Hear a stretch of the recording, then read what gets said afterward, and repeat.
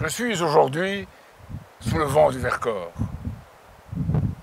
Je suis à la rencontre des élus de France, en particulier des maires, qui remplissent leur mission avec un grand courage. Un grand courage car on leur en ôte les moyens. C'est la loi NOTRe, c'est la réduction des dotations et c'est le manque de respect.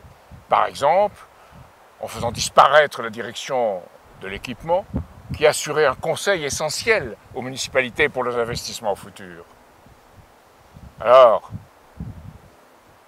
moi, dans mon engagement, j'entends créer les conditions où ces maires, ces élus, pourront exercer leur mission comme ils l'entendent, avec leur courage.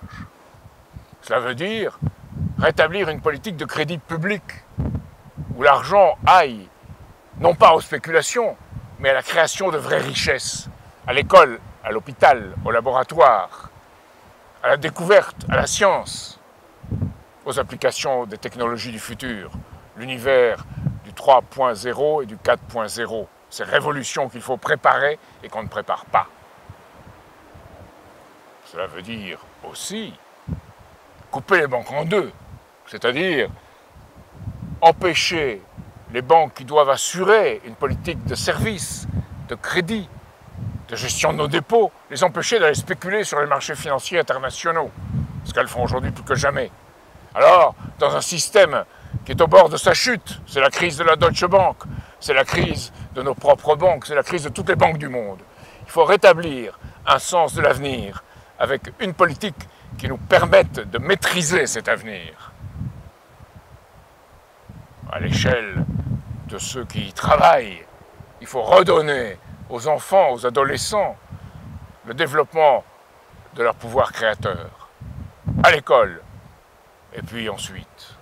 Alors, cela veut dire rétablir ce que l'enseignement professionnel doit assurer, le bac pro, l'apprentissage, l'alternance, et aussi toute la politique de formation professionnelle, en établissant des passerelles entre l'université et cette formation, et d'avoir des jeunes qui pensent l'avenir, qui pensent le futur, jusqu'à l'école nationale d'administration, à laquelle il faut redonner un sens qui ne soit pas administratif, mais qui soit un sens que des gens de ce pays, de cette nation, créent, aiment créer, et qui soient respectés pour ce qu'ils créent, et pas pour ce qu'ils contrôlent.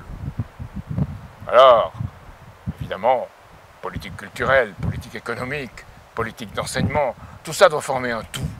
Et c'est pour ce tout que je me bats, qui doit donner un sens à notre avenir.